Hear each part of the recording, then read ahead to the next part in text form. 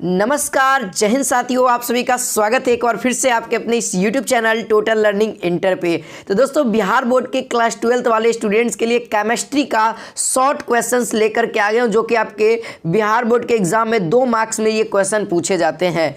तो बहुत ही इंपॉर्टेंट है दोस्तों, और इस क्वेश्चन को करना ज़रूरी है क्योंकि ये क्वेश्चन आपके 2022 के एग्जाम में दिख सकते हैं। तो चलिए हम लोग इस क्वेश्चन को फटाफट शुरू करते हैं। और आप सभी से एक छोटा सा रिक्वेस्ट है, यदि दोस्तों आप हमारे इस चैनल पर नए हैं, पहली बार हैं और प्रैक्टिस करना चाहते हैं, MCQs, short question, long question, सारा चीज़ इस चैनल पे दिया जाएगा बिहार बोर्ड के लिए खास करके। ठीक है, तो इस चैनल को भी सब्सक्राइब कर लो और बेल आइकन को ऑल कर लीजिए। तो चलिए दोस्तों, पहला क्वेश्चन आपके स्क्रीन पे दिख ही रहा है। कहता है क्वेश्चन नंबर 1, कांच को अति शीतल द्रव क्यों माना जाता है।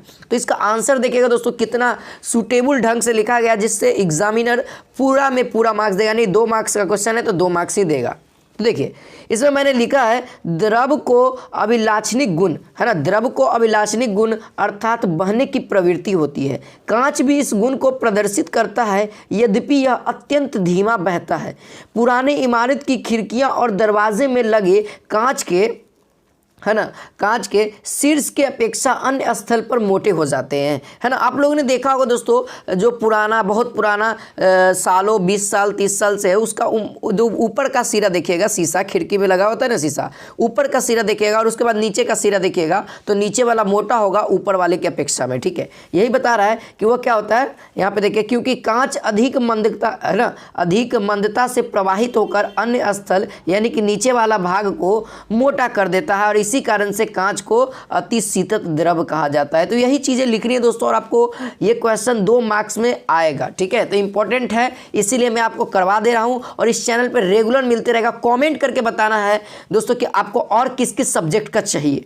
ठीक है, तो चलिए यहाँ पे देखिए दूसरा नंबर क्वेश्चन, जो कि मोस्ट इंपॉर्टेंट है और इसको करना आपके लिए बहुत ही जरूरी है। देखिए, प्रथम कोटि अभिक्रिया है दोस्तों, जिसका वेग स्थिरांक, है ना, 0.0005 दे दिया है और मिनट, है ना। आपको पता होना चाहिए दोस्तों, आपके एग्जाम में एक और क्वेश्चन 1 नंबर में भी यही पूछ देता है कि प्रथम कोटि अभिक्रिया का इकाई क्या होता है ना। तो यहाँ पे देख लो, या समय इनवर्स, है ना, टी इनवर्स कह सकते हो, टाइम इनवर्स होता है। ठीक है, ये एक क्वेश्चन आपका क्लियर हो गया। और यहाँ पे वेग स्थिरांक का वैल्यू दे रखा है, आपका वेग स्थिरांक का वैल्यू दे रखा है, और कह रहा है कि अर्धकाल, है ना, टी हाफ ज्ञात करना है। तो बहुत ही सिंपल है, टी हाफ का फॉर्मूला आपको पढ़ाया गया होगा, नहीं पढ़े हैं तो ये देख लीजिए। ये टी हाफ का फॉर्मूला था 0.693/k, है ना। के जहाँ आपका क्या है, कांस्टेंट है, किसका, तो वेग का, वेग स्थिरांक है। और वेग स्थिरांक का वैल्यू तो हमें दे रखा है, तो हमको क्या करना है, बस पुट करके इसको सॉल्व करना है। तो यहाँ पे देखिएगा, के का वैल्यू पुट करिएगा तो देखिए यहाँ से 3 गो 0 खत्म, यहाँ पे तो भाई 4 गो 0 है, तो 1 0 ऊपर चला जाएगा।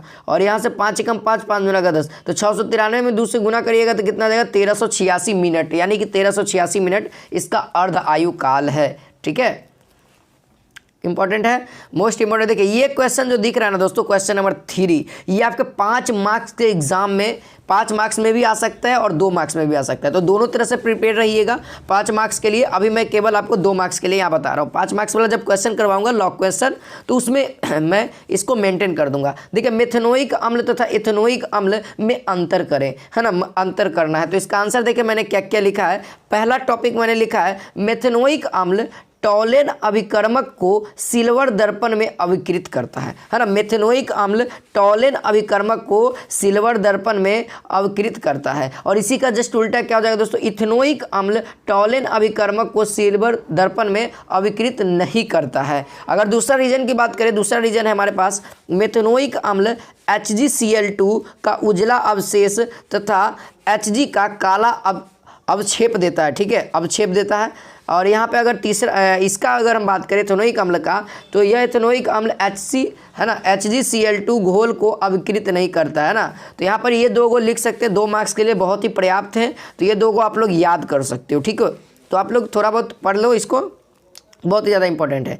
ये देखिए क्वेश्चन नंबर 4, देखिए क्वेश्चन नंबर 4 यहाँ पे है दोस्तों, क्वथनांक के उन्नयन से आप क्या समझते हैं? क्वथनांक के उन्नयन से आप क्या समझते हैं? तो इसका मैंने बहुत ही अच्छे तरीके से डिफाइन किया है, इसको एक बार पढ़ते हैं। देखिए लिखा हुआ है, जब किसी शुद्ध विलायक में कोई अवाष्पशील पदार्थ को मिलाया जाता है तो आवश्यक पदार्थ क्या होते हैं? कण द्रव की सतह पर बैठ जाता है, जिससे क्या होता है दोस्तों? वाष्प का मान कम होने लगता है और इसी परिस्थिति में विलयन का क्वथनांक शुद्ध विलायक के क्वथनांक से अधिक होता है। और जहां मैं बात करूं कि जो क्वथनांक का वयन है वह मोललता के डायरेक्टली कह सकते हैं समानुपाती होता है। ठीक है, समानुपाती होता है। तो यहाँ पे क्या हो जाएगा? Delta TV directly proportional M, जहाँ एम हमारा क्या है दोस्तों? मोललता है, और मोललता का फॉर्मूला यहाँ पर से हमने भर दिया है। अब डायरेक्टली प्रोपोर्शनल को हटा इक्वल्स में लाना है तो एक कांस्टेंट देना पड़ेगा, तो के भी हमारा क्या है? कांस्टेंट है। ठीक है, और यहाँ पर से अब हम क्या कर रहे हैं? यहाँ पर हम लोग एम का वैल्यू पुट कर दिया, फिर इसी को पूरा सजा करके टीवी बराबर ये फार्मूला लिख दिया है। तो आपको भी ऐसा ही करना है, तब जा करके आपको 2 मार्क्स फुल में फुल मिलेगा। ठीक है, चलिए आगे बढ़िए। अगला प्रश्न देख सकते हैं, क्वेश्चन नंबर 5 है। क्वेश्चन नंबर 5 कहता है अल्कोहल एवं फिनॉल में अंतर स्पष्ट करें। देखिए ये भी क्वेश्चन आपके एग्जाम के लिए मोस्ट इंपॉर्टेंट है, 2 मार्क्स के लिए। तो आपको किस तरीके से लिखना है? एक साइड अल्कोहल लिखना है, एक साइड फिनॉल लिखना है। जिस तरीके से लिखा हुआ है उसी तरीके से आपको लिखना है, उसी फॉर्मेट में लिखना है ना। पहला नंबर है अल्कोहल की बात करते हैं, लिटमस घोल पर अल्कोहल का कोई प्रभाव नहीं पड़ता है। ठीक है, लिटमस घोल पर अल्कोहल का कोई भी प्रभाव नहीं पड़ता। अगर फिनॉल की बात करें तो फिनॉल क्या करता है? नीले लिटमस घोल को लाल रंग में बदल देता है ना। अगर दूसरा पॉइंट की बात करते हैं तो अल्कोहल NO है ना, NaOH के साथ, NaOH का जो जलीय घोल होता है उसके साथ कोई भी अभिक्रिया नहीं करता। लेकिन अगर फिनॉल की बात करें तो यह क्या करता है? NaOH के साथ जलीय अभिक्रिया के साथ सोडियम लवण बना देता है ना, NaCl बना देता है, यानी कि सोडियम का लवण बना देता है। आगे देख लीजिए, अगर तीसरा अगर और भी आ जाए तो तीसरा नंबर आप 2 को लिखिएगा, पर्याप्त रहेगा। 3 भी लिख दीजिएगा तो कोई दिक्कत नहीं है, लेकिन मैं बता दे रहा हूँ यहाँ पे FeCl3 के साथ है ना, FeCl3 के घोल के साथ अल्कोहल का कोई विशेष रंग नहीं होता है। लेकिन इसमें अगर बात करें FeCl3 के साथ फिनॉल यदि करता है तो कुछ विशिष्ट रंग देता है, जैसे कि क्या हो जाएगा? भूरा, लाल इत्यादि। ठीक है, लाल होना चाहिए, लाला लिखा गया है। ठीक है, लाल होगा। और अगर क्वेश्चन नंबर 6 की बात करें तो क्वेश्चन नंबर 6 बड़ा ही इंपॉर्टेंट क्वेश्चन है, संपर्क विधि और ओस्टवाल्ड विधि में प्रयुक्त उत्प्रेरक का नाम बता, है ना। इन दोनों विधियों में दोस्तों हमको प्रयुक्त उत्प्रेरक का नाम बताना है। तो यहाँ पे मैंने लिखा है 2 उत्प्रेरक का नाम। पहला है, देखिए दोनों विधियों में, देखिए लिखने का तरीका, दोनों विधियों में प्लेटिनियम है ना और V2O5 का उपयोग उत्प्रेरक के रूप में होता है ना। तो इन दोनों में से कोई भी लिख सकते हैं, या दोनों लिख दीजिएगा, या करके मैंने लिख दिया है, तो ये बहुत ही अच्छा है। ठीक है, तो इसमें क्या हो जाएगा? हमारा 2 में 2 मार्क्स मिल जाएगा। उम्मीद है दोस्तों वीडियो अच्छी लगी तो वीडियो को लाइक एंड शेयर करें जल्दी से, है ना। मिलते हैं नेक्स्ट इंपॉर्टेंट क्वेश्चन के साथ। जय हिंद, जय भारत।